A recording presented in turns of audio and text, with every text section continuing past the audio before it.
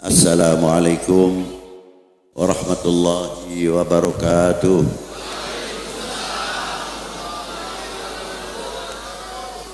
Alhamdulillahi wahdah,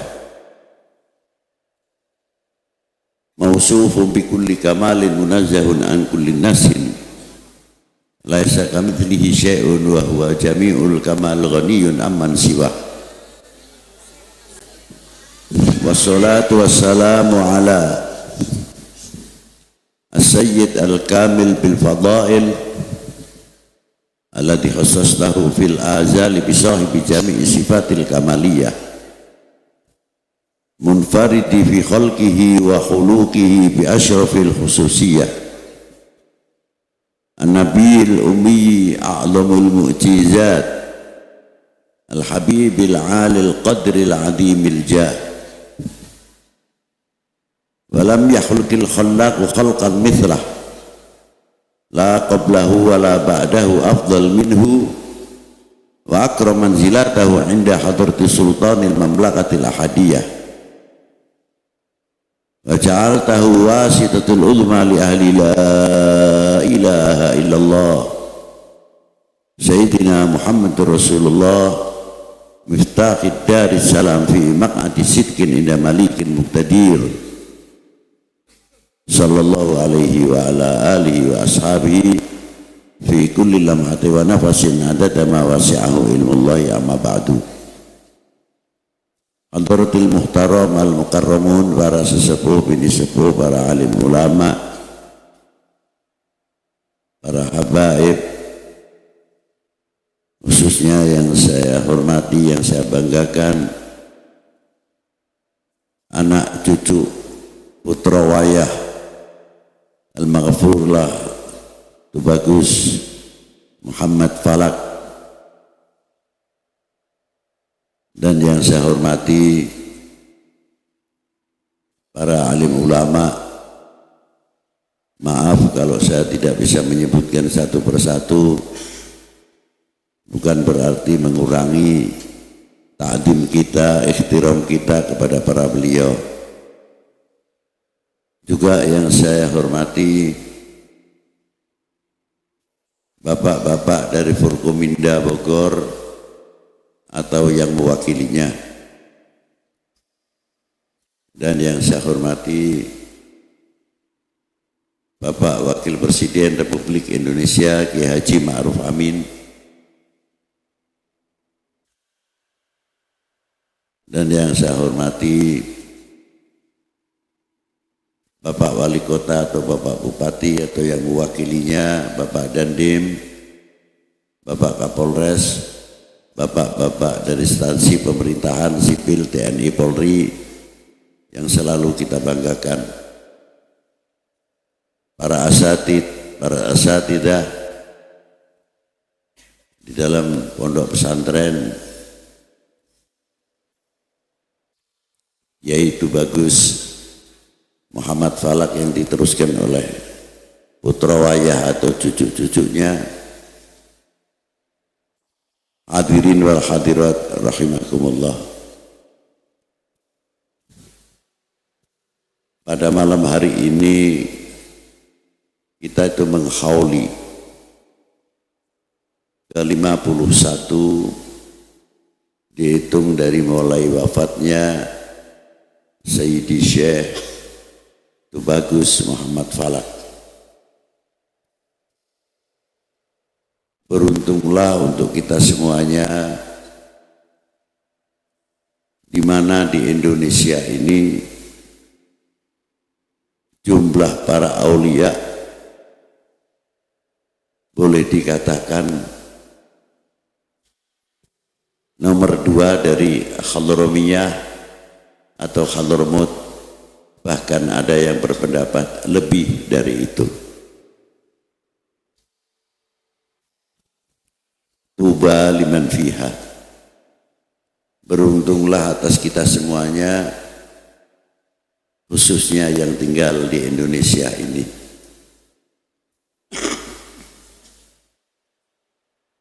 Kalau kita hitung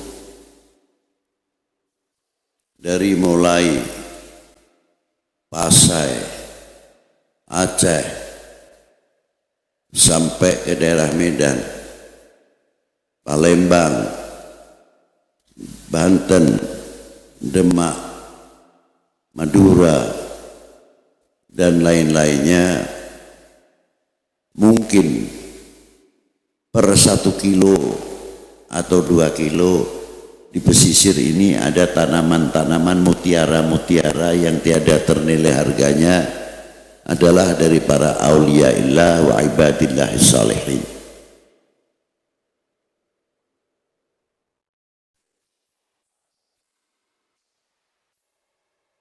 Jumlah auliyaillah yang ada di Indonesia ini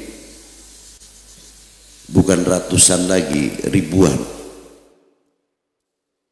Ada yang mastur, ada yang masyhur. Belum tentu yang masyhur mengenal yang mastur, tapi setiap aulia yang mastur pasti kenal yang masyhur. Tugasnya yang mastur penyangga ulama-ulama yang masyhur, disangga dari ulama-ulama aulia-aulia yang mastur. Makanya ada pepatah al-masyhur min barakatil mastur.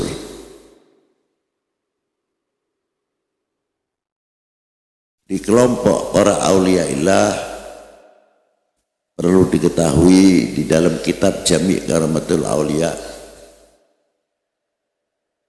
para aulia itu kalau wafat, kalau meninggal itu dari kota pindah ke kota, bukan seperti kita ini. Kalau mati suruh istilah ditanya pertanyaan kubur, man rabbuka wa man nabiyuka wa ma kiblatuka wa man ikhwanuka wa ma partainuka, itu semuanya ditanya. Ada partainya? Ada enggak? Makanya jangan ribut, urusan partai tidak ditanyakan di kuburan mesti ribut terus, bikin malu aja. Kalau dikubur besok ditanyakan wa ma partainuka, nah boleh silakan. Nah.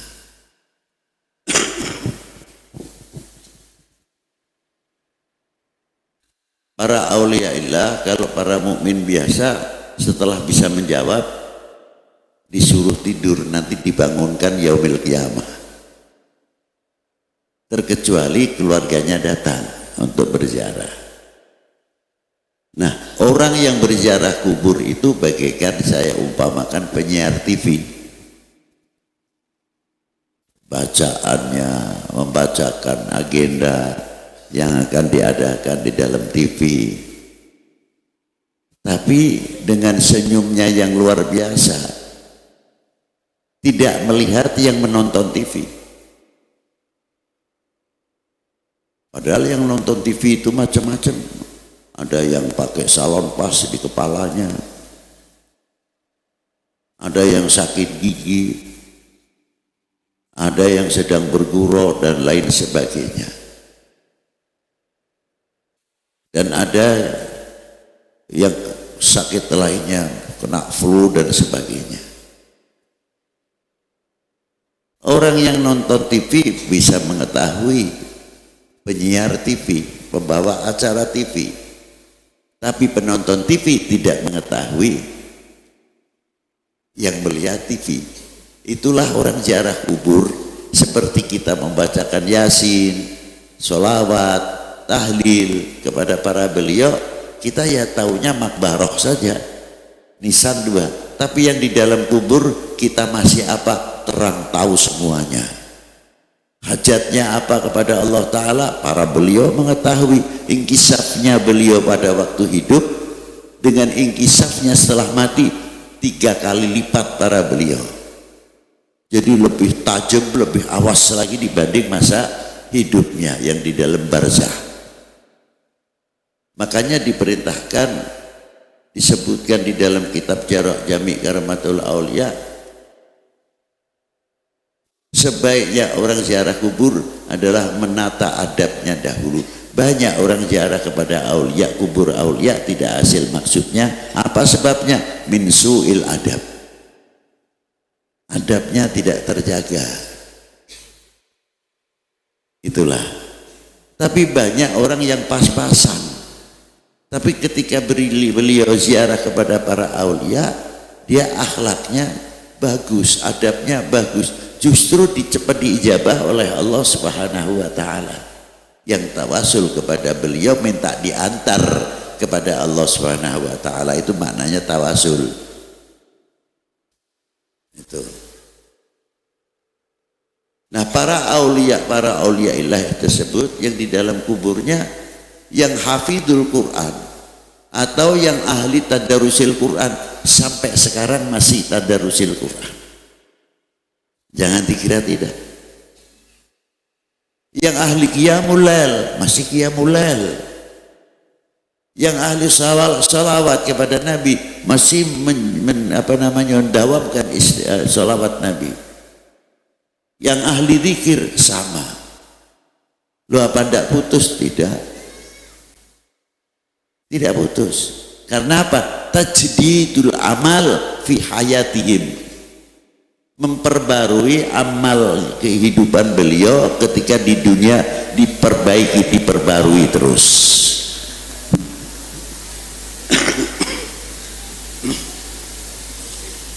Dengan demikian masih mendapatkan pahala karena memperbarui amaliyahnya ketika hidup di dunia. Itulah. Ma'asyiral muslimin rahimakumullah. Yang ahli silaturahim masih keliling, apalagi ahli darah, diberi wewenang oleh Allah Ta'ala kalau dipanggil masih keluar dari kuburnya untuk menolong al-mu'min, al-muslim. Itu apa, ada hadisnya. Boleh-boleh saja kalau tanya, tapi yang saya tanyakan itu, tanya Anda yang ahli hadis, apakah sudah mempelajari mustalahul hadis?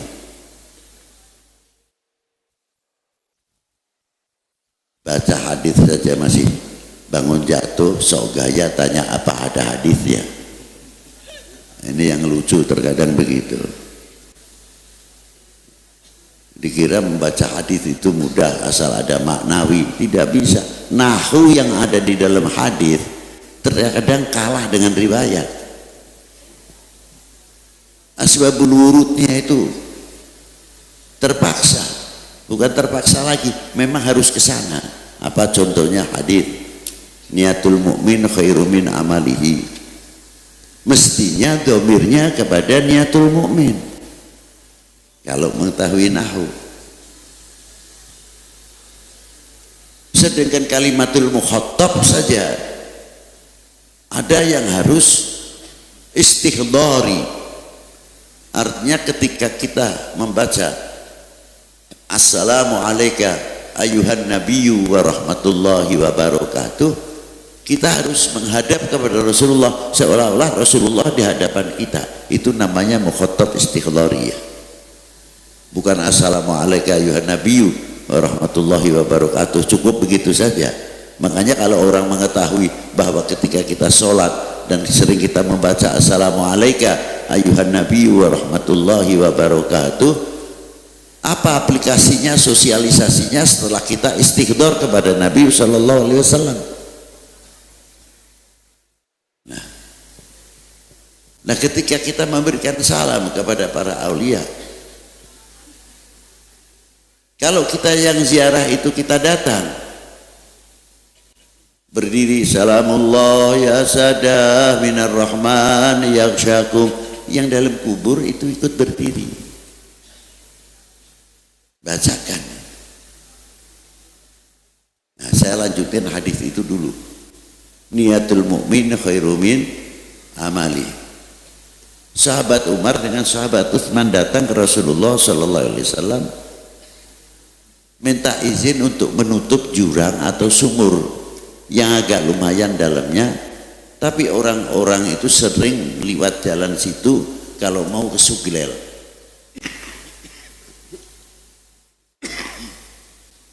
Karena lebih dekat, tapi resikonya itu tadi sering kepleset. Maka sahabat Umar, sahabat Utsman datang ke Rasulullah minta izin untuk menutup jurang atau sumur tersebut. Diizini oleh baginda Nabi Shallallahu Alaihi Wasallam.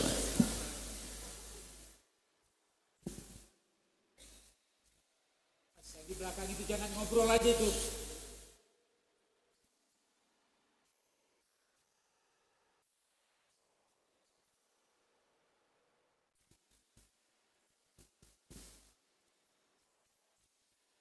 Itu diantaranya. Maka datang ke tempat tersebut sudah selesaikan oleh orang-orang Yahudi. Baliklah sahabat Umar dengan sahabat Utsman. Ditanya oleh Rasulullah, cepat-cepat benar balik.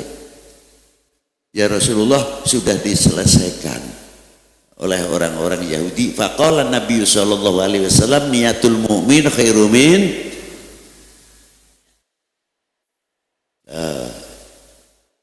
jadi tidak mudah tahu rutul hadis itu tahu. Jangan sok gaya ada hadisnya tidak. Ya kalau tanya saja sih bagus memang kalau mengetahui. Tapi kalau sok itu ya jangan. Ya. Begitu juga dalam memahami ayatil Quran. Tidak semudah itu kita harus tahu di mana yang harus ditakwil dan di mana yang tidak harus ditakwil. Makanya belajar itu penting. Ar-Rahman 'alal arsy istawa. Kalau tidak tahu mentakwil dalam ayat ini kita mentekadkan bahwa Allah Ta'ala di arsy atau duduk di kursi. Kursi makhluk, arsy makhluk. Kalau Allah Ta'ala duduk di kursi, bertempat tinggal di kursi atau di arsy, berarti Allah Ta'ala memerlukan pertolongan. Mustahil bagi sifatnya Allah yang demikian. Itu gampangan saja. Kalau sudah Allah Ta'ala mukhalafatul lil hawadithi, ya sudah. Mukhalafah dalam datnya, dalam sifatnya, dalam af'alnya. Tidak ada yang menyamai sama sekali. Kalau kita kasbi, fi'il kita. Tapi kalau Allah Ta'ala tidak. Menghendaki sesuatu kun jadilah. Kalau kita ikhtiar. Beda jauh dengan sifat-sifatnya Allah Ta'ala.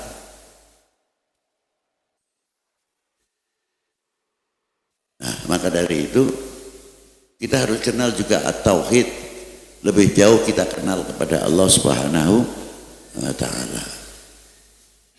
Nah, kita teruskan yang tadi, bahwa setiap peziarah datang kepada aulia mengucapkan assalamualaikum ya ahlil qaumil mu'minin, ada lagi assalamualaikum ya ahlil kubur. Itu dijawab oleh beliau.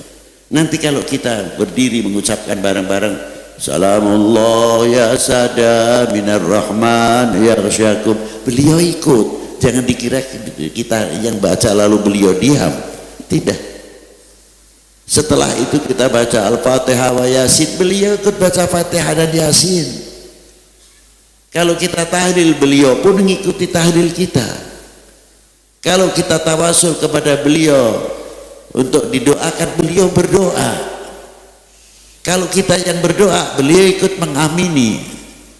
Loh, itu para aulia di dalam barzahnya. Maka apabila kita tahu yang demikian, akhlak dan adab perlu dijaga benar-benar. Dan para aulia ini yang begitu jumlahnya banyak, ada beberapa yang perlu kita ketahui. Ada yang namanya, yang pertama qutbil aqtab atau kutub. Setiap kutub itu mempunyai bawahan. Yang kepalanya wali abdal juga disebut kutub. Wali abdal itu jumlahnya cuma 7. Wali autad jumlahnya 4. Mati 1 ganti, tetap namanya wali autad. Itu diantaranya. Wali abdal linujaba juga pimpinannya disebut kutub. Ashabin Naubah juga pimpinannya disebut Qutb. Dari beberapa kutub ini ada pimpinan terbesarnya siapa? Qutbil Aqtab. Itu satu dunia cuma satu. Sedunia ini cuma satu yang disebut Qutbil Aqtab.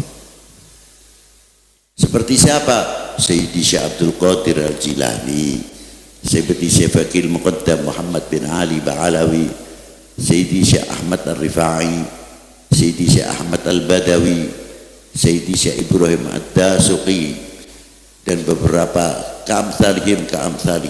Maka di dalam keterangan di dalam kitab yang ditaklif oleh Sayyidi Syekh Abdul Abil Abbas Al-Mursi itu diterangkan ketika Imam Sadili menerangkan al-ulama warathatil anbiya.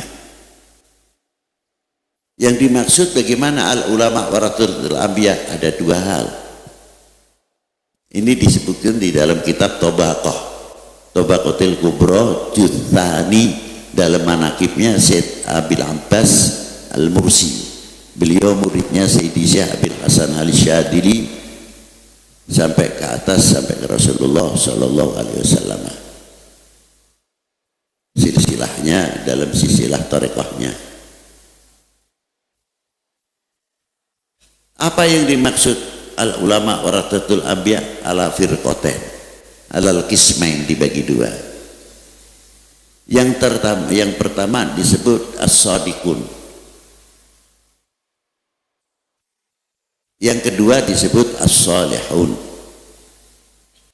Tingkatan as-sadiqun, wah ini seperti Sayyidi Syekh Abdul Qadir Al-Jilani, Sayyidi Ahmad Al-Badawi, Syekh Ahmad Rifai, Sayyidi Syekh Abil Hasan Al-Syadili, Sayyidi Syekh Muhammad Bahauddin Naqsyabandi, dan amsalihim ka amsalihim. Mengapa seperti Rasul as-sadiqun, tapi bukan Rasul, jangan salah paham. Sewaktu-waktu dimintai karomahnya, cek kontan beliau berani. Tapi kalau as-salihun belum tentu, belum. Kayak karomatnya Sayyidi Syekh Abdul Qadir Jilani, Ihya'ul Maut. Pada waktu itu ketemu dengan seseorang, apa benar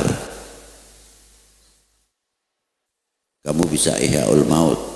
Kalau nabiku bisa menghidupkan orang mati, tapi nabimu belum pernah. Jangan nabi kita dululah, saya aja, dan saya saja umatnya. Tunjukkan mau mati yang baru mati atau sudah lama. Dihidupkan betul. Karomah Sayyidi Syekh Abdul Qadir Al-Jilani. Lu itu kan hakullah, masa diberikan itu apa dikira Allah Ta'ala menciptakan para anbiya, para rasul, para wali, para nabi, dunia alam semesta ini dengan jannah Allah Ta'ala untung? Tidak. Mausufun bikulli kamalin, tidak menciptakan alam semesta ini bala menciptakan jannah, bala menciptakan para rasul, para nabi. Apa berarti mengurangi sifat kamaliyahnya Allah Ta'ala? Hasya wa kalla, hayhata. Tidak mungkin. Sudah mausufun bikulli kamal. Lalu memberikan karomah kepada al-anbiya, memberikan karomah kepada al-auliya. Apa Allah Ta'ala untung? Lah. Kalau tidak memberikan Allah Ta'ala rugi? Lah, abadan. Jangan dikira. Memberikan itu ala sabilil hikmah. Wa dhahara kullu syai'in bi hikmati.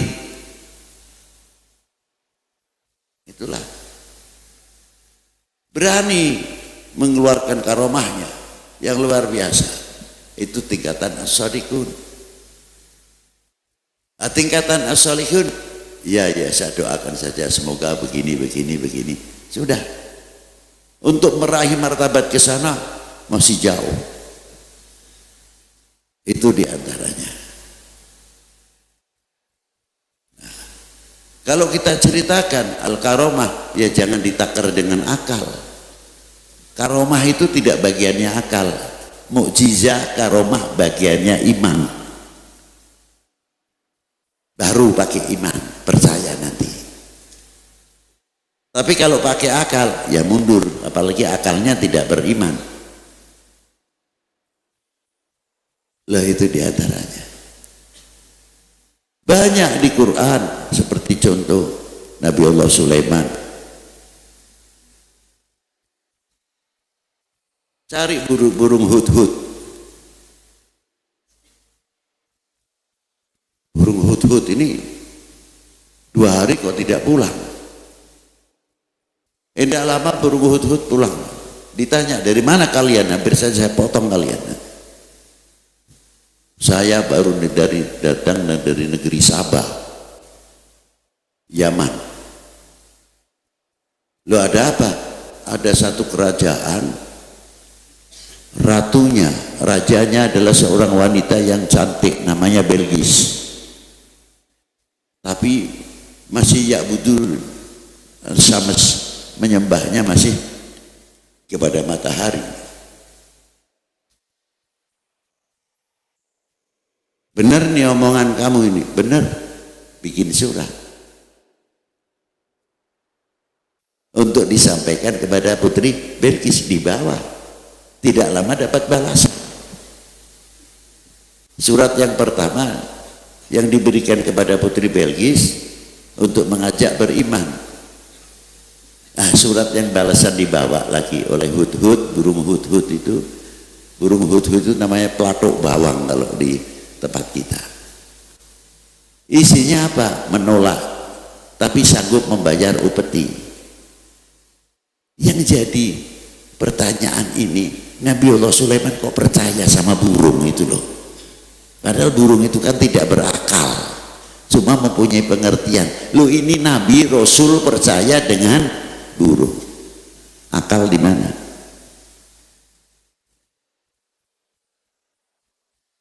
Nah, ketika Nabi Allah Sulaiman menyembarakan, padahal pangkat mukjizat lebih jauh daripada karomah, tidak bisa disamakan.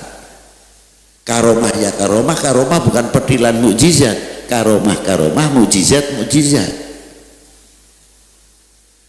Mestinya Nabi Allah Sulaiman lebih, tapi disembarakan. Siapa yang bisa memindahkan? Keratonnya putri Belgis. Everett ditanya, tidak sanggup. Lalu tanya, yang sanggup siapa? Asif bin Barhiyah, patih Nabi Allah Sulaiman, seorang aulia illah. Kamu sanggup? Ya, Asif sanggup. Pejamkan mata, sebelum membuka mata sudah saya pindahkan. Betul. Siapa Asif? Wali minal aulia illah. Pangkatnya karomah, bukan pangkat mujizah. Mujizah para nabi.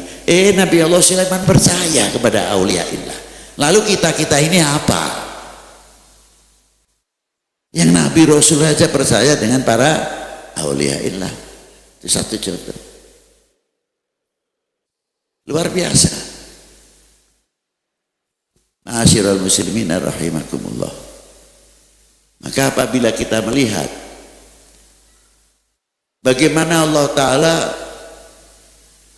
memuliakan nama-nama para nabinya, apa yang ada di dalam ayat, tidak cukup yang di dalam ayat, tapi nama-nama juz atau nama surah. Tidak manusia saja, seperti surat Hud, surat Ibrahim. Loh, diangkat namanya para anbiya. Tidak cukup dari para nabi saja, wali perempuan pun, surat Maryam. Dari hayawan pun diangkat oleh Allah Ta'ala, surat Baqarah. Begitulah Allah Ta'ala menghargai dan menghormati. Itu satu contoh. Maka dari itu perlunya kita tahu tentang masalah keauliaan. Maka apabila kita mengetahui bagaimana keistimewaan para aulia illah di dalam ayatil Quran, ala inna aulia Allah la khaufun alaihim wa lahum yahzanun alladzina amanu wa kanu yattaqun innama yakhsyallahu min ibadihil ulama. Banyak keterangan-keterangan apa yang ada di dalam Al-Quran. Nah, mari kita lihat rintisan yang dibawa oleh para aulia, para ulama dalam nasrul Islam, khususnya di negeri tercinta ini, Indonesia. Itu diantaranya. Siapa beliau-beliau itu? Sebagian adalah min asbat min dzurriyyatil Mustafa sallallahu alaihi wasallam. Mau diakui atau tidak terserah. Tapi sejarah membuktikan.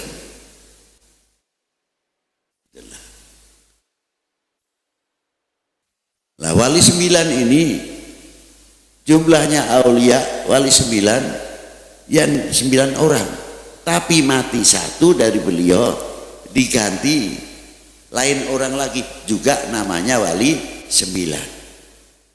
Jadi semenjak sebelum Maulana Malik Ibrahim di zaman Ibrahim Asmarokondi, di zaman Jamaluddin Husain, itu sudah ada 9 wali, itu sudah ada estafet, diisi. Karena apa? Tahunnya bisa kita lihat tidak ada yang sama, terkadang terpautnya jauh. Itu satu contoh. Maulana Malik Ibrahim wafat pada tahun 1401. Kalau kita menghitung tahun terpaut tambah 19, berarti Syekh Malik Ibrahim meninggal tahun 1420. Itu menghitung tahun terpaut, yang per 100 tahun adalah 3 tahun yang hilang. Itu diantaranya. Berdirinya Masjid Demak 1479, berarti kurang lebih 60 tahun wafatnya Malik Ibrahim, atau 50 berapa jadinya, dikurangi 279, sudah sekian puluh tahun baru berdiri Masjid Demak. Berarti Malik Ibrahim kan tidak jumpai berdirinya Masjid Demak. Itu satu contoh. Ini estafet, diisi. Makanya terkadang kita bingung, ada Sunan Kalijogo makamnya di sini, di Sunan Kalijogo lagi, ada lagi yang di Cirebon, ada lagi yang itu estafet, orangnya tetap berbeda, tapi nama Kalijogo sama.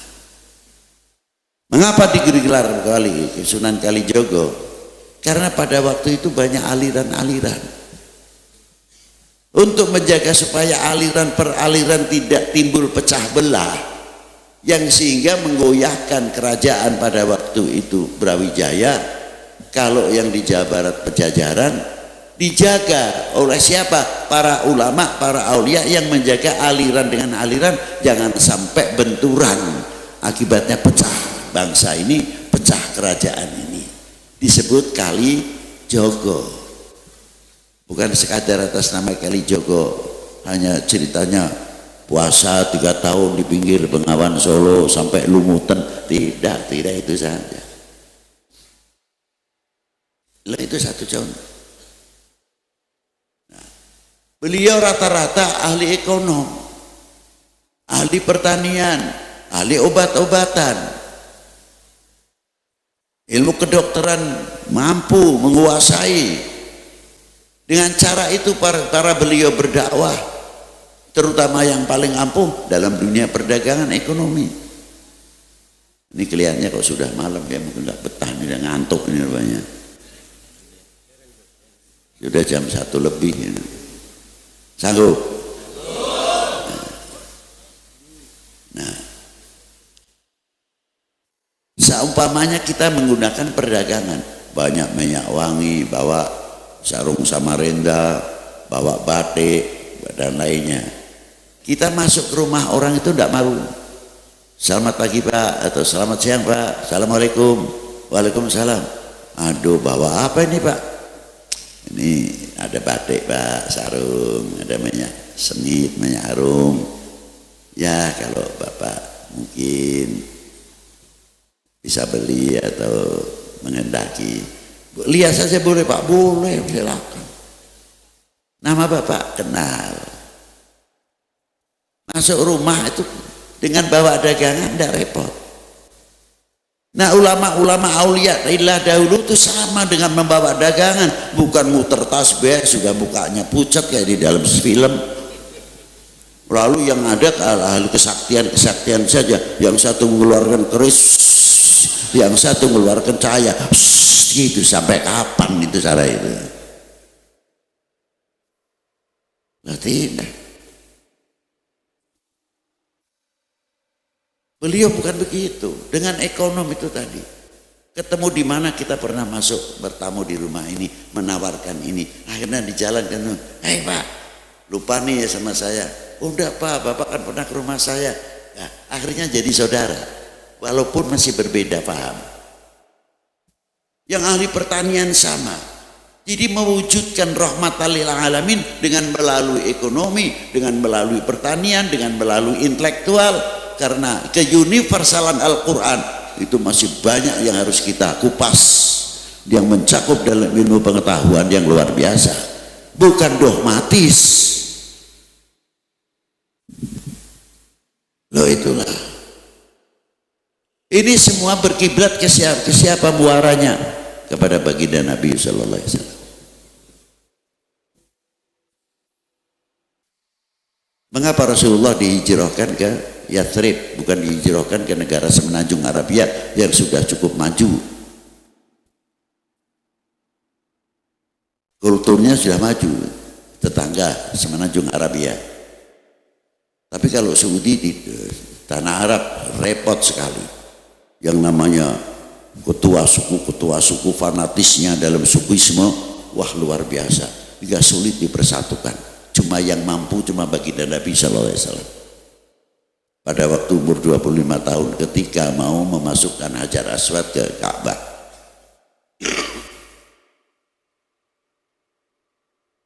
Hampir saja antar suku dengan suku berebut untuk memasukkan Hajar Aswad. Akhirnya keputusannya barang siapa masuk ke Masjidil Haram yang pertama kali subuh waktunya dan seorang pemuda, itulah yang berhak untuk memasukkan. Ternyata baginda Nabi Shallallahu Alaihi Wasallam yang masuk. Akhirnya beliau dipilih untuk memasukkan Hajar Aswad, tapi egoismenya Rasulullah tidak ada. Kalau saya kebetulan kan sempat cari nama, siapa yang masukkan? Habib Lutfi. Wah, top itu. Tapi baginda Nabi tidak sama sekali. Bahkan sorbannya digelar, Hajar Aswadnya ditaruh di tengah.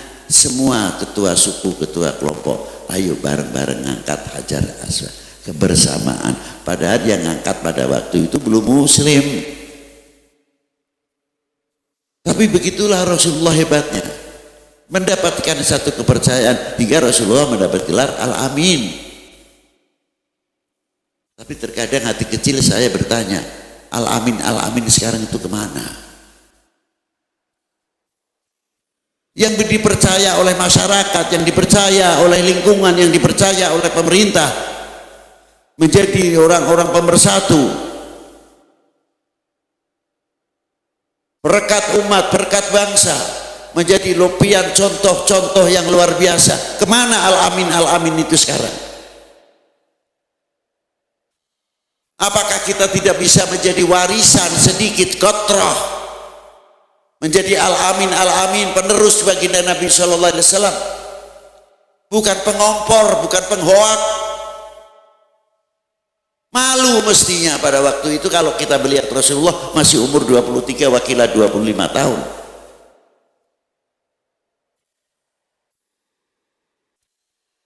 Sini ngomporin, nanti hoak sendiri. Macam-macam lah timbulnya.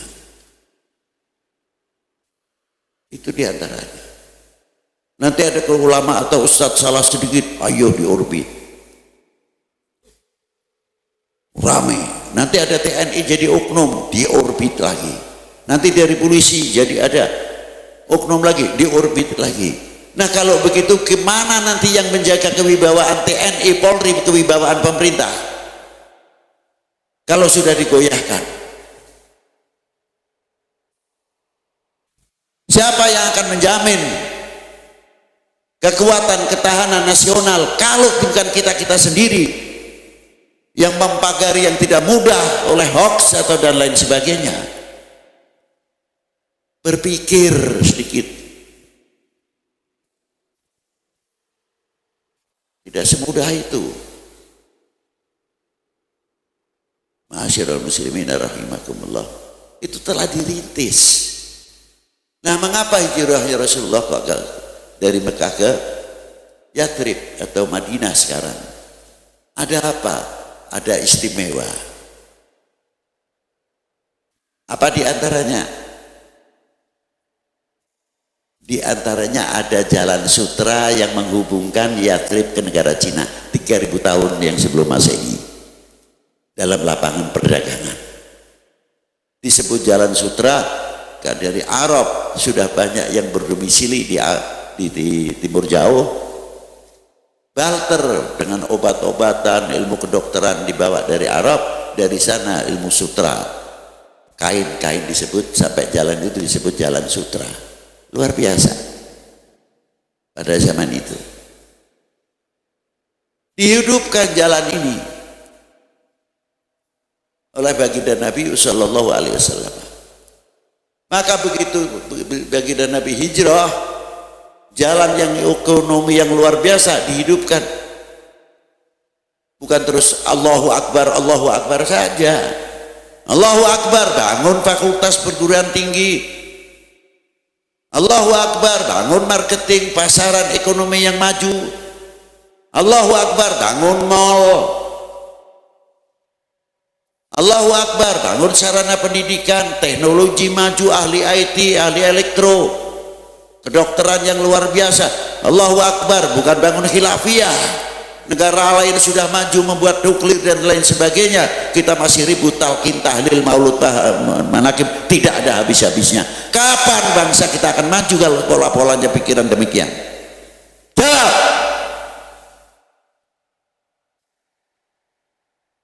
Rupanya senang kalau Indonesia mundur gitu. Pikir ke depan. Bagaimana madrasah, pondok pesantren mempunyai jalur ekonomi, hingga ada pembangunan perluasan wilayah pesantren dan sebagainya. Kita sudah mempunyai ladang-ladang ekonomi, bukan ladang proposal, maaf, dikit-dikit proposal. Sampai kapan kita begini? Ayo bareng-bareng kita begini. Harusnya kan begitu. Jangan tersinggung. Ya kalau luka itu biasanya kena pijat sedikit saja nyeri memang. Ya tapi untuk sembuh kan tidak apa-apa. Gitu. Ma'asyiral muslimin rahimakumullah. Itu yang dirintis oleh Rasulullah. Satu sisi bagaimana untuk membangun negara Arab supaya tercipta negara Arab. Apa terutama? Membangun kesatuan persatuan. Akhirnya Rasulullah membuat satu piagam Madinah, dikumpulkan kelompok Yahudi, kelompok suku-suku, diberi hak masing-masing untuk apa? Keutuhan negara, keutuhan bangsa pada waktu itu sudah dirintis oleh baginda Nabi sallallahu alaihi wasallam. Satu sisi baginda Nabi sallallahu alaihi wasallam satu kewajiban untuk wa balagha risalah wa addal amanah wa nasahal ummah wa jahada fillahi haqqa jihadih. Tapi dalam satu sisi baginda Nabi harus bagaimana mempertahankan, mempersatukan bangsa ini. Itu hebatnya. Karena sudah satu ayat Allah Ta'ala menciptakan suku bangsa untuk saling mengenal. Bukan mengenal, oh Habib Lutfi hidungnya panjang pasti turunan Arab. Bukan itu. Hak-hak asasi bangsa-bangsa yang ada di dunia ini, kita mampu menghargai atau tidak, melindungi atau tidak. Lita'arafu, dengan dibekali inna akramakum indallahi atqa. Nah, kita orang Indonesia, sejauh mana kita mengenal Indonesia? Bukan kita mengenal dari Sabang sampai Merauke saja, tidak. Kita mengenal Indonesia. Sering kita bangkitkan dengan lagu kebangsaan, Indonesia tanah airku, tanah tumpah darahku. Apa pengakuan Indonesia tanah airku di dalam lagu atau dalam seri seremonial? Pengakuan Indonesia tanah airku harus dibawa kehidupan sehari-hari ini, sehingga timbul untuk menjaga keutuhan negara dan bangsa ini. Itulah sudah dicontohi oleh baginda Nabi Sallallahu Alaihi Wasallam. Karena kita di dalam melakukan itu ada ikrar Indonesia tanah airku, bukan sekadar dalam lagu atau seremonial, tapi kita mempunyai pernyataan Indonesia tanah. Bohong atau tidak? Bohong atau tidak? Jangan tertawa-tertawa toh. Ayo, kita tanya. Kalau kita merasa memiliki pemberian Allah Ta'ala negara tercinta ini, apa tidak terlepas itu pemberian Allah Ta'ala? Tunjukkan terima kasih kita kepada Allah Subhanahu Wa Ta'ala. Bukan hanya sekadar terima kasih, tapi membelanjakan bagaimana bangsa ini, bagaimana negara ini supaya maju makmur yang luar biasa. Itu ucapan terima kasih dan merasa menghargai, merasa handar beni memiliki. Harusnya kan begitu. Bukan malah bikin rame. Bangsa lain sudah bikin kemajuan ekonomi yang luar biasa sampai dolarnya kita kalah. Ya jangan kata lu dolar saja sudah ketinggian kalau kita mengatakan kalah. Hasil karya bumi pertiwi kita belum full bisa menghormati. Coba kalau kita mempunyai kefanatikan, tidak mungkin kita akan mengatakan jambu Bangkok hidupnya di Indonesia, ditanam di Indonesia, rabuk di Indonesia, jambu Indonesia, syukur keluaran Bogor. Kan mestinya gitu. Bukan jambu Bangkok. Yang hebat lagi Kates California, jauh betul itu namanya. Negara agraris begini suburnya, Katesnya California. Ya Allah. Nah inilah. Tapi Rasulullah tidak membangun bagaimana mengenal lita'arofu lebih jauh. Nah, dengan demikian dibawa oleh min asbatihim sebagian dzurriyyah baginda Nabi, dari mulai Faqihil Muqaddam bin Ali bin Muhammad Sahib Marbat bin Ali Khalil Qasam bin Alwi bin Muhammad bin Alwi bin Ubaidillah bin Ahmad al-Muhajir bin Isa an-Naqi bin Muhammad an-Naqi bin Ali Luraidi bin Ja'far Shadiq, ibunya Ja'far Shadiq bin Muhammad al-Baqir, Farwah bin Qasim bin Muhammad bin Abi Bakr as-Siddiq. Jadi para habaib dan wali 9 yang ada di Indonesia ini bukan turunan Sayyidina Ali saja, termasuk dzurriyyah Sayyidina Abi Bakr as-Siddiq. Al-Imam Ja'far Shadiq bin Muhammad al-Baqir bin Ali Zainal Abidin bin Husain Sibti bin Ali bin Abi Talib wa bin Fatimah Zahrul Batul binti Rasulullah sallallahu alaihi wasallam Rasul. Wa kadzalika Jamaluddin Husain. Yang pertama kali masuk ke India adalah Uthman Khan, Abdullah Uthman Khan. Bersama dengan bapaknya Amir Abdul Malik. Sehingga menurunkan ke Indonesia ini Maulana Syarif Hidayatullah bin Amdaduddin Abdullah bin Ali Nurul Alam bin Jamaluddin Husain. Sunan Ampel bin Ibrahim Asmarokondi bin Jamaluddin Husain, Malik Ibrahim bin Barokat bin Jamaluddin Husain, Muhammad Ainul Yakin Giri bin Maulana Ishaq bin Ibrahim Asmarokondi bin Jamaluddin Husain. Coba banyak lagi kalau kita sebutkan. Jamaluddin Husain bin Ahmad Syah Jalal bin Abdullah Ulmat Khan bin Amir Abdul Malik bin Muhammad Saib Marbat, ketemu dengan Faqihil Muqaddam di Muhammad Saib Marbat. Selanjutnya ke atas nasabnya. Beliau masuk dulu ke India, bukan langsung ke Indonesia. Di sana mempelajari bagaimana membuat satu adaptasi. Dan di sana termasuk jalan sutra untuk kemajuan ekonomi pada waktu itu. Dengan sutranya dan lain sebagainya. Begitu beliau masuk ke Indonesia, wali-wali 9 ini, berkiblat kepada baginda Nabi sallallahu alaihi wasallam, membawa misi rahmatan lil alamin. Itu hebatnya, dengan akhlaknya mau menundukkan orang supaya beriman. Terkadang maaf saja ada yang tersinggung, tapi saya tidak niat mengatain orang, jalan saja sudah begini. Mau lihat mukanya saja tidak basyasya, senyum, lihat mukanya serem. Bagaimana kita dakwah? Tapi coba baginda Nabi senyum, tidak pernah membuka aibnya orang. Sahabat diangkat oleh Rasulullah SAW, para ulama diangkat, para aulia diangkat oleh baginda Nabi SAW. Ini kita ngomong nih, maaf saja, kita dakwah kemana-mana, tapi kan belum pernah menyuapi Yahudi kan? Pernah? Belum pernah. Rasulullah ada seorang Yahudi yang paling benci kepada Rasulullah SAW, buta lagi matanya. Maaf, setiap hari ngumpat, yang nyuapi setiap hari baginda Nabi sallallahu alaihi wasallam. Bahkan dagingnya yang keras, Rasulullah yang mengunyahnya dulu, baru dimasukkan. Lama-lama Rasulullah meninggal, diganti oleh Abu Bakar Siddiq. Setelah diganti Abu Bakar Siddiq radhiyallahu taala anhu, ini tangannya kok tidak seperti biasanya, agak keras, lain ini. Lalu tanya, Anda ini sebenarnya siapa? Saya Abu Bakar Siddiq.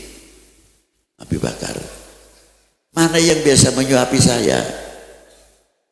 Itu siapa? Beliau adalah Abdulil Khalqi alal itlaq, Muhammad bin Abdullah sallallahu alaihi wasallam. Nangis orang itu. Itu yang saben hari saya cuci maki. Begitulah akhlaknya orang. Sampai akhirnya Islam di tangan Sayyidina Abu Bakar Siddiq. Mengapa tidak di tangan Rasulullah SAW langsung? Malah justru di Abu Bakar Siddiq. Nampak akhirnya. Kita sudah berjuang sampai ke sana. Belum ya. Yang enteng-enteng, yang ringan-ringan saja itu terlalu berat lah. Coba yang lain apa? Kalau kita menghadapi orang-orang yang terkadang peminum dan lain sebagainya, coba bitalattaf bi'ainir rahmah, kita melihat, menghadapi dengan penuh kasih sayang, diuangkan dulu,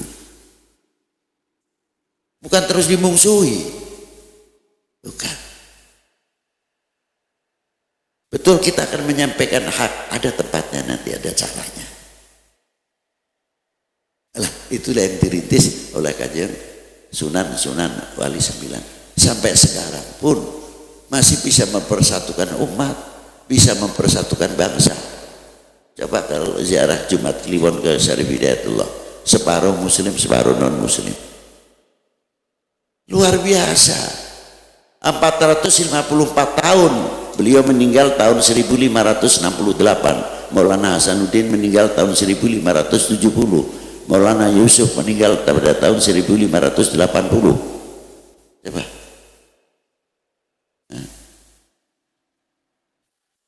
Maka dengan adanya hal tersebut, supaya kita banyak membuka lembaran-lembaran yang harus menjadi contoh. Jangan jauh-jauh Maulana Syarif Hidayatullah. Bagaimana mempersatukan umat, bagaimana mempersatukan bangsa.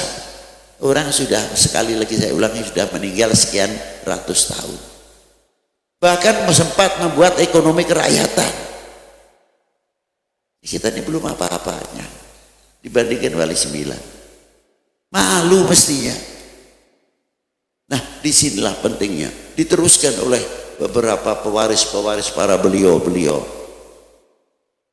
Dari dzurriyyah Fakil Muqaddam, dari dzurriyyah Al-Uthmat Khon, terus berkembang menjadi ulama aulia yang luar biasa semuanya, bagian daripada kepanjangan tangan rahmatan lil alamin. Maka dengan adanya hal tersebut, supaya kita tidak melupakan sejarah, supaya kita itu tahu dari pensyiar Islam sampai pendiri bangsa ini.